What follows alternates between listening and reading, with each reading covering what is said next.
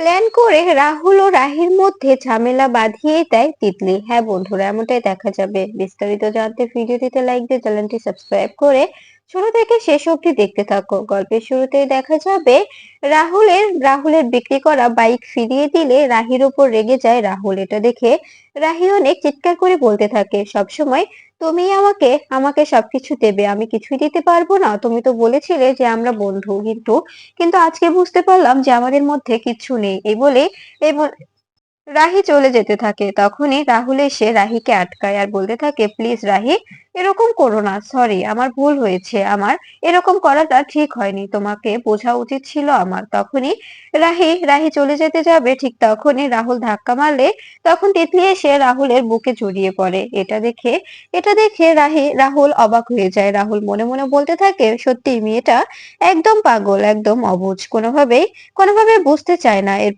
এরপরে দেখা যায় নিমু অনির চোখটা চেপে ধরে আর বলতে থাকে, বাচ্চাদের এসব দেখতে নেই, এখন একটু রোমান্টিক সিন চলছে তো তাই। এরপরে রাহুল বলতে থাকে, রাহি, এরকম করে কেন পাগলামি করছো বলো?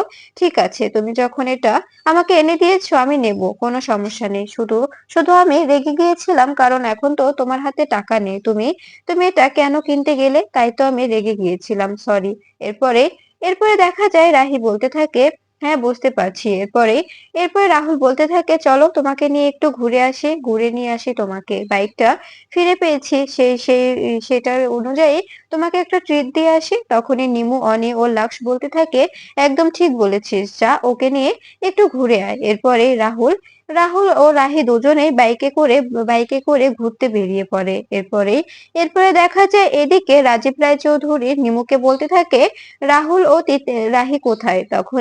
তখনই দেখা যায় নিমু বলতে থাকে, ওরা তো একটু বেরিয়েছে। তখন এ কথা শুনে দেখা যায় রাজীব রায়চৌধুরী বলতে থাকে, কোথায় গিয়েছে সেটাই তো জানতে চাইছি। তখনই নিমু বলতে থাকে, ওরা বাইক নিয়ে কোথায় গেল কি করে বলবো, বলুন তো কাকা, ওরা একটু নিজেদের মধ্যে সময় কাটাচ্ছে। তখন এই কথা শুনে দেখা যায় অবাক হয়ে যায় সবাই। ঠিক তখনই রাহুল ফিরে এলে তখন রাজীব বলতে থাকে, কি ব্যাপার রাহুল, রাহি কোথায়? তখনই রাহুল বলতে থাকে, আসছে।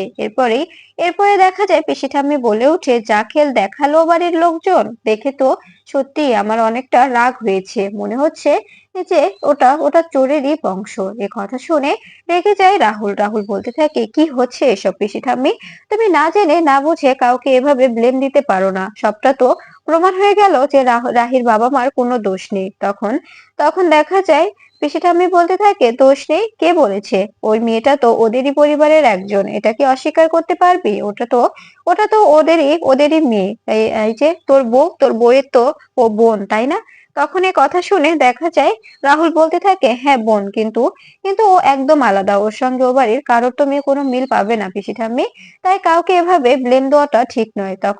তখন পিসি ঠাম্মি বলতে থাকে, কেন ঠিক নয়? আমি যা বলছি একদম একদম ঠিক বলছি, বেশ করেছি, যা বলছি বেশ করেছি। এ কথা শুনে দেখা যায় তখন রাহুল রেগে যায় আর বলতে থাকে, এরকম করে বলাটা একদম উচিত নয় পিসি ঠাম্মি, তোমাকে এটা বুঝতে হবে। এরপরে রাহি বলতে থাকে, পিসি ঠাম্মি, ও বাড়ির সবার হয়ে আমি আপনাকে কাছে ক্ষমা ক্ষমা চাইছি। ও বাড়ির সবার যদি যদি শরীরটা ভালো থাকতো অবশ্যই ওরা এসে আপনার কাছে ক্ষমা চেয়ে যেত।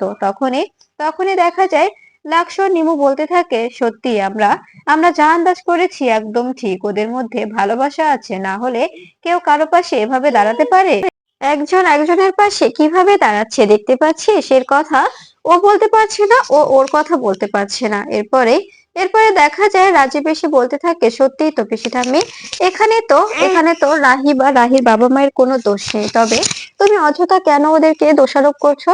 তখনই রাহি বলতে থাকে, সরি পিসি ঠাম্মি, আমাদের ক্ষমা করে দেবেন, আমার বাবা মাকে ক্ষমা করে দেবেন, ওরা ওরা সত্যি এসবের কিচ্ছু জানে না, সত্যি আমার বোনটা এরকম কি করে হলো আমরা আমরা জানি না, আমরা ভাবতে পারি না যে আমার বোনটাকে এভাবে আমরা মানুষ করেছি। বিশ্বাস করুন, ছোট থেকে ও যা আবদার করেছি আমরা ওকে তাই দিয়েছি। ওকে ওকে সবার থেকে আমরা আলাদাভাবে মানুষ করেছি। আমরা ওকে সবাই ওকে মাথায় করে রাখতাম, ওকে ভালোবাসতাম, সেই ভালোবাসায় আজকে আমাদের কাল হয়ে দাঁড়িয়েছে।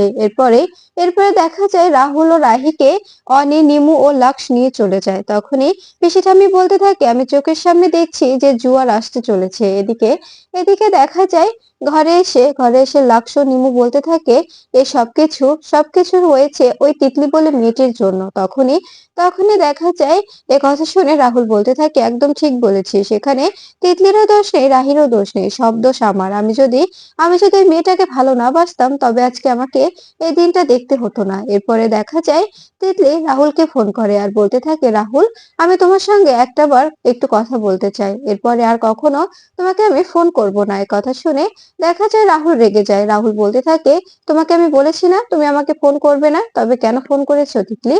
তখন এই কথা শুনে তিতলি বলতে থাকে প্লিজ রাহুল, একবার আমাকে সুযোগ দাও, এই একবারই। তুমি তো আমাকে ভালোবাসতে তাই না?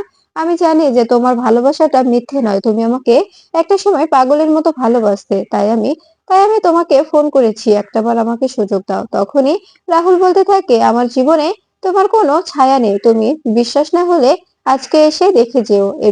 এরপরে দেখা যায় রাহি বলতে থাকে সত্যি এই লোকটাকে আমি কিচ্ছু বুঝি না। এরপরে দেখা যায় রাহুল তিতলির যত যত স্মৃতি আছে সবকিছু ছুঁড়ে ফেলে দেয় আর বলতে থাকে আমি ছাড়বো না তিতলি। এরপরে দেখা যায় রাহুলের কাছে থাকা একটি ছবি বের করে রাহুল, আর সেটা দেখে বলতে থাকে কেন করলে তিতলি?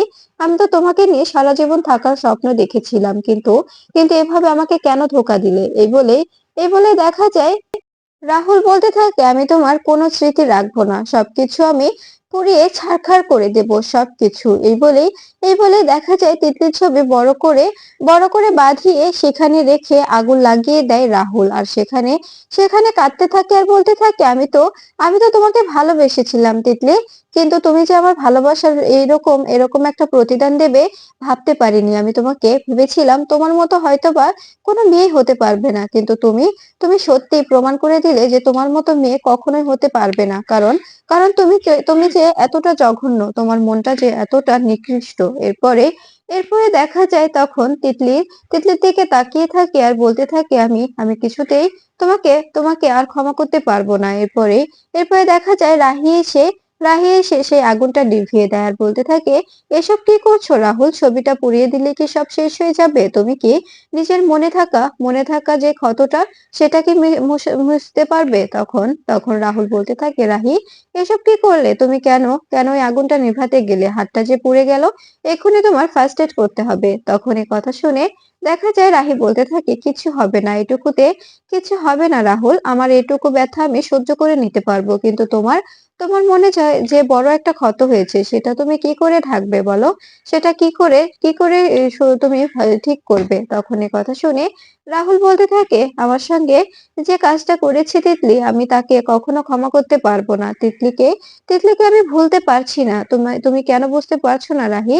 আমি তিতলিকে ভোলার অনেক চেষ্টা করছি, কিন্তু ওই মেয়েটা আমাকে কিছুতেই ভুলতে দিচ্ছে না, আমাকে প্রতিনিয়ত এমন ভাবে কুকড়ে কুকড়ে খাচ্ছে, আমি কিছুতেই ওকে ওকে ভুলতে পারছি না। এরপরে দেখা যায় তিতলি এসে বলতে থাকে পারবে না, কখনো কখনো ভুলতে পারবে না তুমি, কারণ আমাকে ভালোবেসেছিলে আর আমিও তোমাকে ভালোবেসেছিলাম, কিন্তু মাঝখান থেকে ঝামেলা বাঁধিয়েছে আমার দিদি। এই যে আমার দিদি, এই দিদি আমাদের মাঝখানে বড় একটা ঝামেলা করেছে। তখনই রাহুল বলতে থাকে তোমাকে আমি কখনো ক্ষমা করব না তিতলি, কখনো না, তোমাকে আমি কখনো নিজের জীবনে জায়গা দেব না। তুমি আমার সঙ্গে বেইমানি করেছো তুমি আমার সঙ্গে। তখনই তিতলি বলতে থাকে রাহুল, তুমি কেন বুঝতে পারছো না আমি তোমার সঙ্গে বেইমানি করিনি? তুমি যদি আমাকে আগে থেকে সবটা জানাতে তবে আমি অবশ্যই বুঝতাম। তখনই রাহি বলতে থাকে ও তোকে সবটা জানিয়েছিল, আমি শুনেছিলাম, তোকে তো সবকিছু জানিয়ে দিয়েছিল, তারপরেও তুই কিছুতে জানতে চাসনি। আমি তোকে বারবার বারবার বলেছিলাম তিতলি, তুই রাহুলের কথায় ভেবেচিন্তে উত্তর দিয়েছিস তো?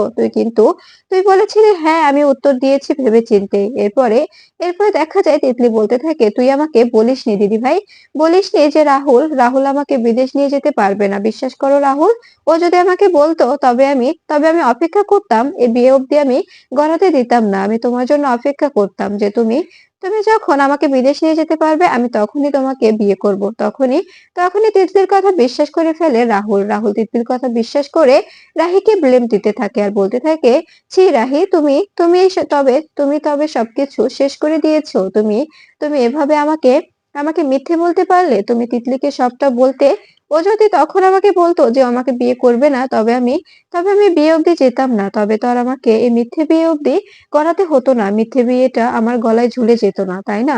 তখন এ কথা শুনে দেখা যায় রাহি বলতে থাকে, "তুমি ভুল বুঝছো রাহুল। ও মিথ্যে বলছে। ও তোমাকে এসব বলে আমাদের মধ্যে সম্পর্কটা নষ্ট করতে চাইছে।" তখনই রাহুল বলতে থাকে, "আমাদের মধ্যে তো কখনো কোনো সম্পর্ক ছিল না রাহি।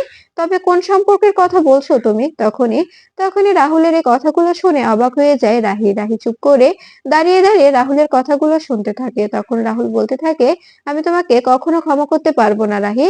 কখনো না। আমি তোমাকে ভালোবেসেছিলাম। আর তুমি এভাবে আমাকে ধোঁকা দিলে?" তখন রাহি বলতে থাকে, "তুমি ভুল বুঝছো আমায়, ভুল বুঝছো।"